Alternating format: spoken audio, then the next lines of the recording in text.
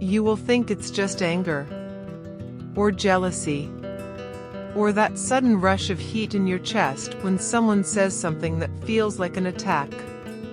But it isn't just that.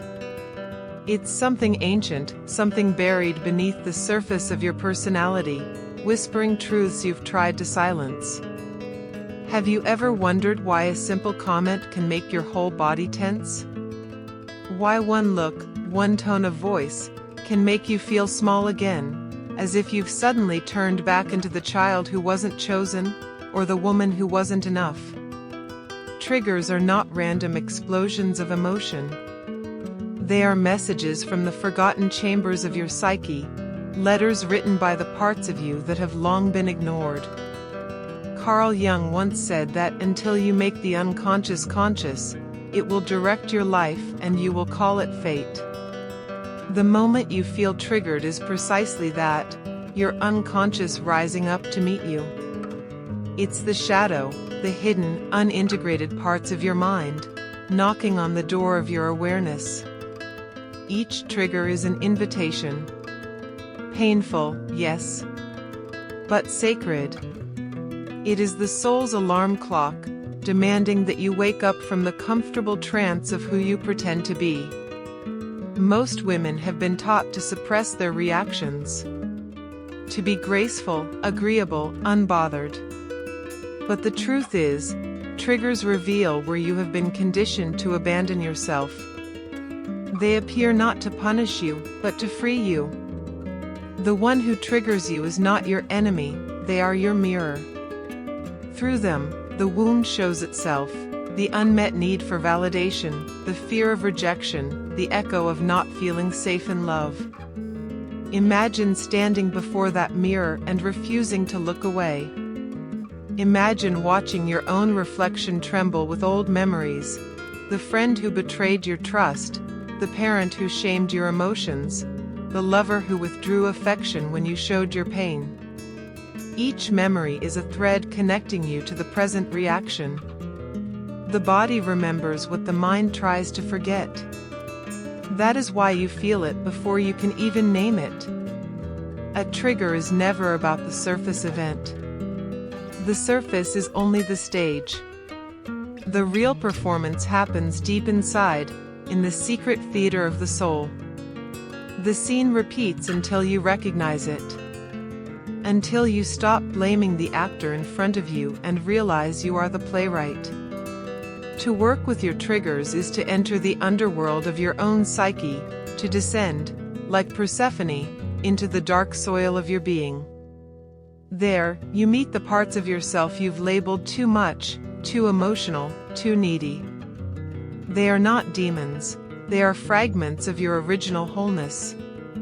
Each one waits to be reclaimed, to be loved back into belonging.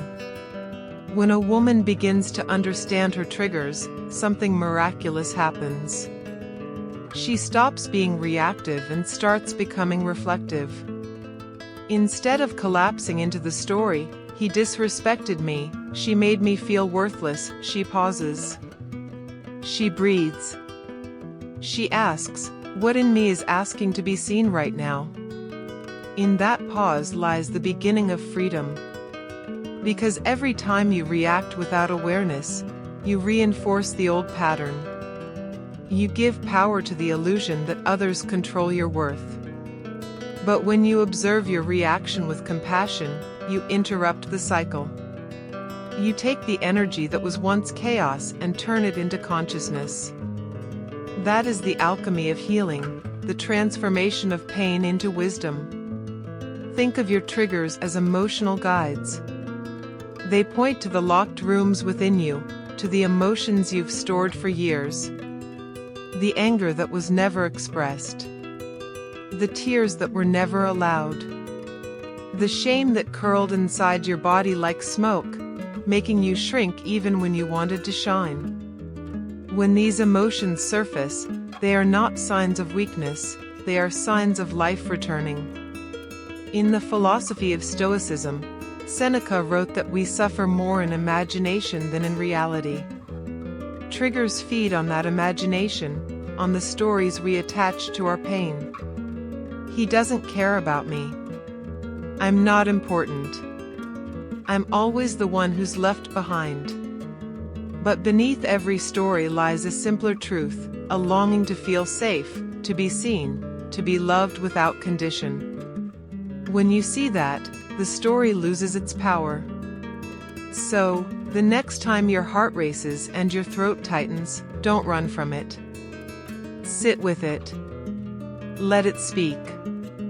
Ask it, what are you trying to tell me? And you will hear something like this: I'm still here.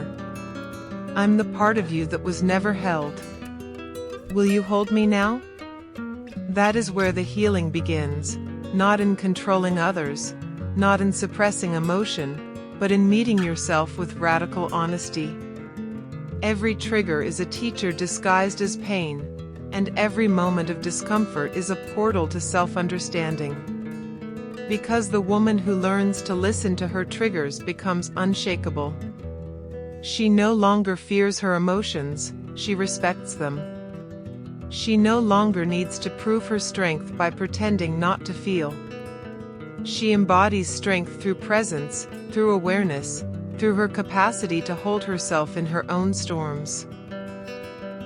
When a woman begins to observe her triggers instead of becoming them, a subtle but powerful shift takes place. She moves from being a character in her emotional story to the one who writes it. And that, in essence, is individuation, the lifelong process of becoming who you truly are, rather than who the world conditioned you to be. The trigger is not a punishment, it is a messenger from the shadow. The shadow holds every quality that was rejected in order for you to be loved. When you were told to be a good girl, don't cry, don't be so dramatic, parts of your authenticity were exiled. They went underground, waiting for moments of tension to remind you they still exist. Each trigger is one of those exiles knocking on your consciousness, asking, "Do you see me yet?" There's a strange tenderness in that. Because what we call overreaction is often the exact intensity that was never allowed to exist safely before. When your voice shakes or your chest burns with old rage, it's not that you are broken, it's that you are thawing. You are melting the frozen parts of your psyche that have waited years for warmth. In Jungian terms, the trigger is the meeting point between the ego and the unconscious. The ego resists, it wants control, safety, predictability. But the unconscious demands wholeness. It doesn't care about your image or your comfort. It wants integration. It will keep sending you the same emotional patterns, the same type of partner, the same conflicts, until you face what you refuse to feel. Imagine, for a moment, a mirror made not of glass but of experience. Every person who provokes you is a reflection in that mirror. The friend who never listens, the partner who withdraws, the colleague who undermines you, they are all projections of your own unacknowledged beliefs. If you secretly believe your voice doesn't matter, you will attract those who ignore it. If you harbor the fear of abandonment, you will find yourself repeating relationships where you are left behind. Life keeps handing you the same script until you rewrite the ending. The trigger is the cue, here.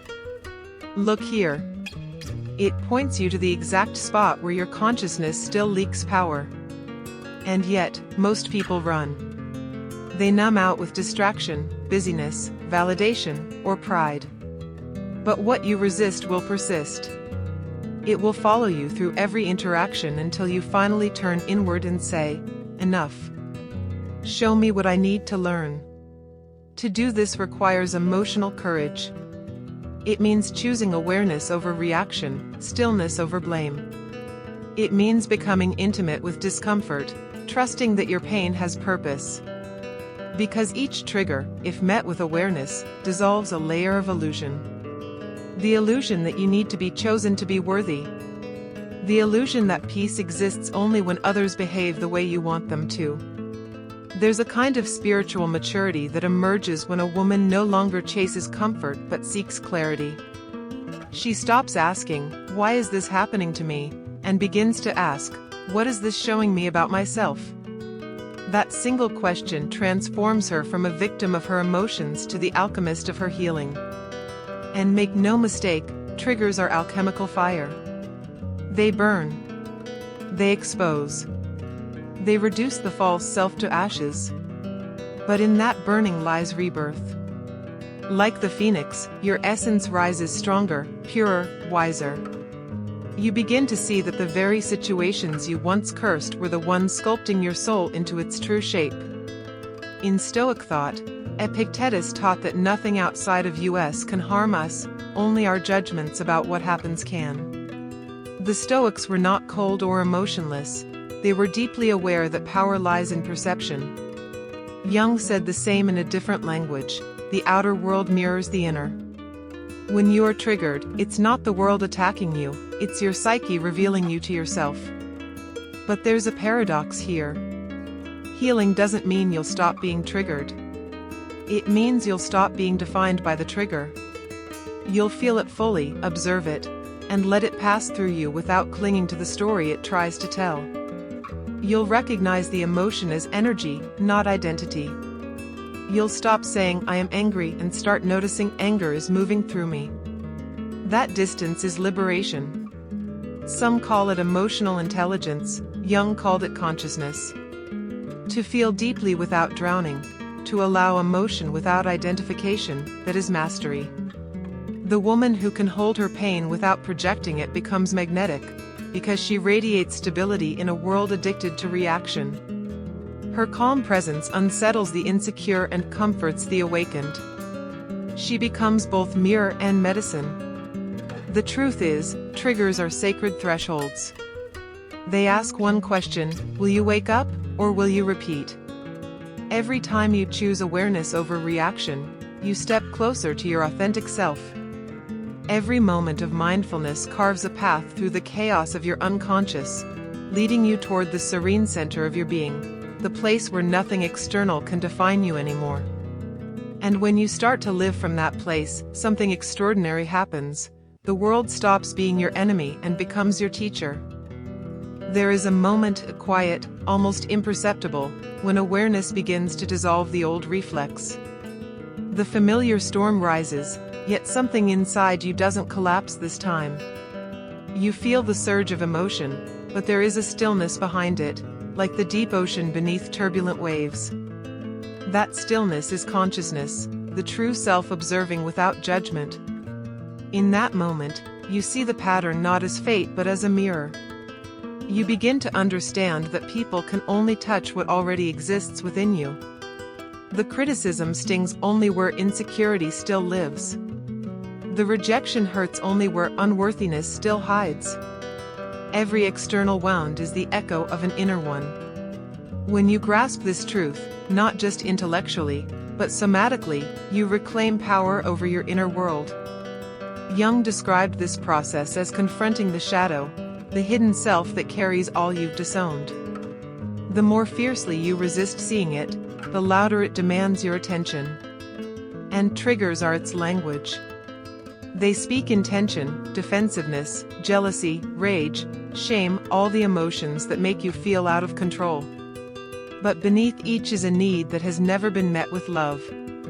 Imagine this shadow not as darkness to be feared, but as a wounded child waiting to be held. When anger arises, it's that child saying, "I'm tired of not being heard." When jealousy surfaces, it whispers, "I'm scared I'll be forgotten." When shame burns your chest, it cries, "Please, see me as I am." The trigger becomes less of an enemy and more of a reunion. It's you coming home to yourself, one forgotten emotion at a time. Most of society rewards disconnection. It tells you that control equals strength, that vulnerability is weakness, that composure means power. But the deepest strength is not in suppression, it is in presence. It's the ability to face your inner storms without abandoning yourself. To let the emotions come, rage and all, without letting them define your worth. In the Stoic sense, this is apatheia, not numbness, but mastery of inner peace amid external chaos. Seneca wrote, "No man is more unhappy than he who never faces adversity. For he is not permitted to prove himself." Triggers are that adversity in emotional form. They test not your composure, but your capacity for consciousness. Each time you meet them with awareness, you expand your emotional range and deepen your wisdom. But awareness alone is not the end, it's the threshold. After awareness comes integration. To integrate is to act differently from the pattern that once ruled you.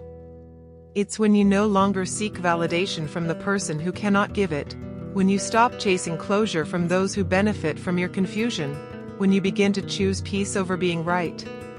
This shift is subtle yet seismic. It doesn't announce itself with grand declarations. It reveals itself in quiet moments, when you take a breath before responding, when you choose solitude instead of pleading, when you realize silence can be more powerful than explanation. It's the dawning recognition that self-respect is the ultimate boundary. And yet, integration demands humility. The ego will resist. It will say, "I've already healed this," or "I'm above this now." But true healing is cyclical, not linear. Triggers will revisit you, not to punish you, but to test the depth of your embodiment. Each time they return, they ask, "Will you fall asleep again, or will you stay awake this time?" In Jungian psychology, individuation, the journey of becoming whole, is not about perfection. It's about wholeness. That means embracing contradiction, strength and softness, reason and intuition, light and shadow. The more you integrate these opposites, the less power your triggers have over you. Because you no longer fragment yourself to feel safe, you bring all parts of you home. A woman who reaches this stage becomes dangerous to the illusions that once ruled her. She no longer interprets silence as rejection. She no longer confuses peace with boredom. She stops performing emotional labor for those unwilling to meet her depth. Her triggers no longer control her, they reveal her boundaries. She walks with a new kind of grace, one that doesn't come from pretending to be unbothered but from knowing she can face anything that arises within her. When someone disrespects her, she doesn't collapse or retaliate, she simply withdraws her energy. Not out of coldness, but from self-respect. When life throws chaos her way, she doesn't panic, she returns to her inner stillness, knowing that no external storm can reach the sanctuary she has built within. This is what Jung meant when he said, "One does not become enlightened by imagining figures of light, but by making the darkness conscious." It's not about being endlessly positive or spiritually bypassing pain. It's about allowing every trigger to polish the mirror of your soul until you can see yourself clearly in it. Because clarity is power. And once a woman sees herself clearly, without distortion, without needing approval, her entire energy changes. She no longer reacts to life, she responds with intention. The same situations that once consumed her now become opportunities to express sovereignty. And in that sovereignty, she discovers something profound, that peace was never something to achieve, it was what remained when she stopped fighting herself. There is a sacred stillness that follows the storm, the moment when awareness finally anchors so deeply that no external chaos can move it. This stillness is not the absence of emotion, but the presence of self. It is the quiet power that rises when you stop trying to control what others awaken in you and begin to master the meaning you assign to it. At this stage, triggers cease to feel like intruders. They become signals, vibrations in the field of consciousness, guiding you back to where love has not yet reached. They are not punishment, they are precision. Each one reveals exactly which part of your psyche is asking for integration. That argument, that silence, that rejection, it's all choreography designed by your higher self for your evolution. When Jung spoke of the shadow and anima/animus, the inner feminine and masculine within every soul, he meant that healing requires harmony between those two forces. Many women live disconnected from their inner masculine, the part that sets boundaries, that protects, that acts. Instead, they overdevelop their nurturing, accommodating nature, mistaking self-sacrifice for love. Their triggers often arise when their giving nature meets disregard, when kindness is met with indifference, when loyalty is met with betrayal. The wound cries out, "Where is my protection?" To reclaim your power, you must awaken that inner masculine not as armor, but as structure. It's the voice that says, "No more begging to be seen." It's the energy that holds your inner feminine so she can feel deeply without being destroyed by what she feels. Without that balance, triggers will always rule your emotions. But with it, you become your own safe place. Likewise, for many women, the inner feminine, intuition, softness, emotional depth, has been shamed, silenced, or intellectualized out of existence. Society taught them to be efficient, logical, always fine.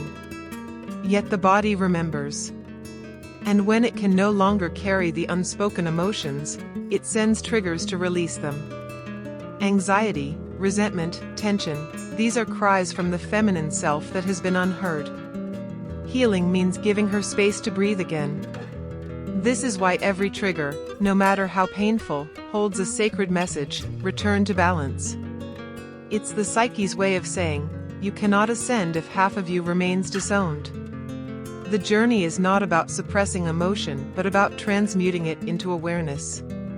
Every time you meet your trigger with presence instead of panic, you are reuniting the lost lovers within you, your inner masculine and feminine, mind and body, logic and feeling. From this integration, emotional sovereignty is born. A sovereign woman no longer chases the illusion of control. She doesn't need to be untouched by life to be powerful. Her power lies in her capacity to stay present with truth, no matter how uncomfortable it feels. She doesn't avoid her emotions, she alchemizes them. She understands that anger can become clarity, grief can become compassion, and disappointment can become discernment. In this way, every trigger becomes a teacher, every pain a passage. You start to see patterns not as curses, but as curriculum. That relationship that shattered you taught boundaries. That betrayal taught discernment. That silence taught you to hear your own voice. You stop asking, "Why did this happen to me?" and start whispering, "Thank you for showing me where I still need to heal." And in this gratitude, something shifts at the cellular level. The nervous system begins to trust you again. The body no longer braces for attack each time conflict arises. The mind no longer spirals into stories of unworthiness. You've proven to yourself that you can hold intensity without abandoning your heart. That is what emotional maturity truly means, not detachment, but depth without drowning. Seneca wrote that a gem cannot be polished without friction, nor a man perfected without trials. In the same way, a woman cannot embody her full radiance without facing her emotional friction. The polishing hurts, but it reveals brilliance that was always there. The pain of your triggers is not destroying you, it's sculpting you into the shape of your essence. When you understand this, you stop fearing the fire. You begin to step into it willingly, knowing that each burn is a baptism, a cleansing of what no longer aligns. The woman who once avoided her pain now walks straight through it with open eyes, whispering, "Show me what still binds me." And the moment she says that, the flames of awareness transform the chains into light. You start to notice, peace is not the absence of triggers, it is the mastery of your response. Freedom is not that no one can hurt you, but that no one's actions can dictate your worth. And love, real love, begins not when someone finally understands you, but when you fully understand yourself. So when the next trigger comes, as it inevitably will, remember, it's not there to destroy you, it's there to reveal you. It's not chaos, it's conversation. Between the parts of you that have been silenced and the parts of you that are finally ready to listen. And when you truly listen, the battle ends. The noise quiets. The lesson lands. And you return to the truth that has always been waiting beneath every reaction. You were never broken. You were just waiting to meet yourself. There comes a time when a woman no longer flinches in the face of her own emotions. The heat that once consumed her becomes fuel. The ache that once broke her becomes her compass. Every trigger that once pulled her into chaos now brings her closer to peace. This is the quiet miracle of awakening, when pain turns into wisdom, and reaction gives birth to awareness. In the beginning, triggers felt like attacks, as if life itself were conspiring to wound her.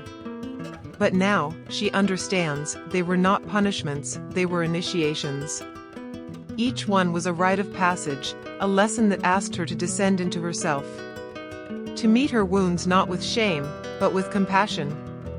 To see that every emotional eruption was an opportunity to reclaim what had been lost.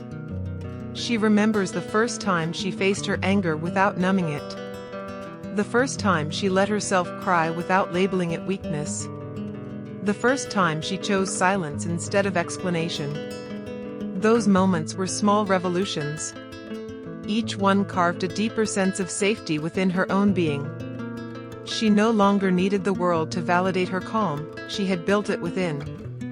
This is individuation in motion, the sacred unfolding of the soul into its full expression. It is not the absence of pain, but the transformation of pain into power.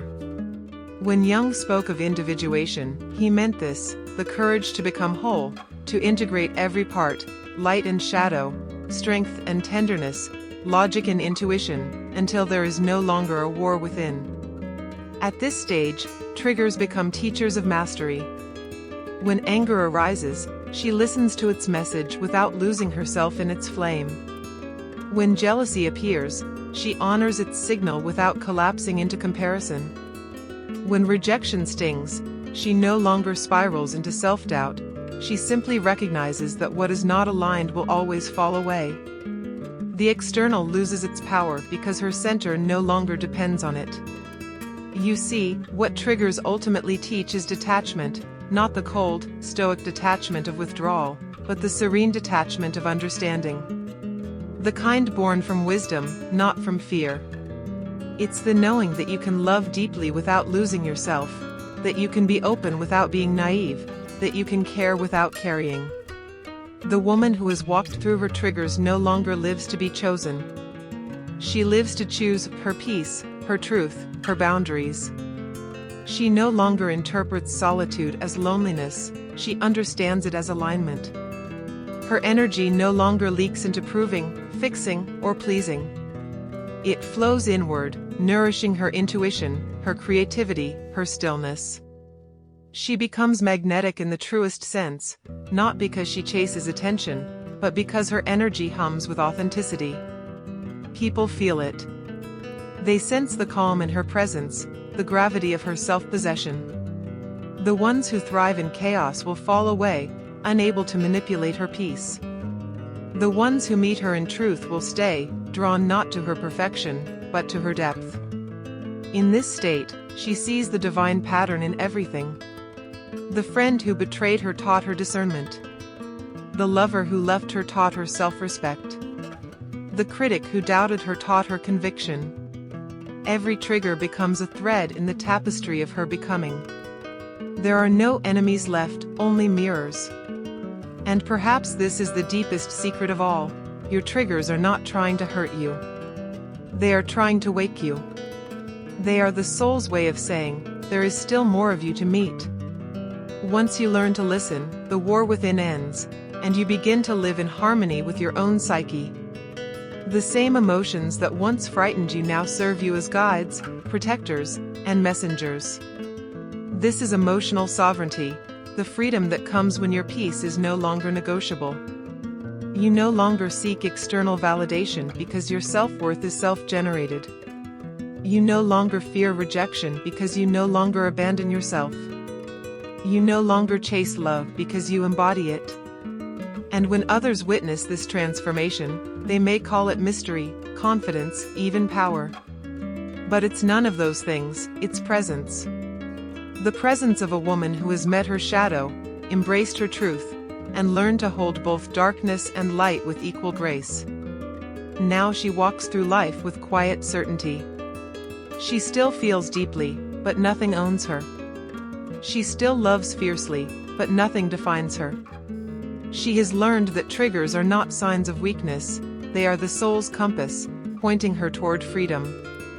The storm that once overwhelmed her has become her teacher. The mirror that once terrified her has become her reflection of truth. And in that truth, she stands, unshaken, whole, radiant. Because in the end, it was never about avoiding pain. It was about remembering who she is beneath it. And now she knows. The woman who understands her triggers becomes untouchable. The woman who understands her worth becomes free. The woman who understands her power no longer seeks permission. The woman who knows her value does not chase, she chooses.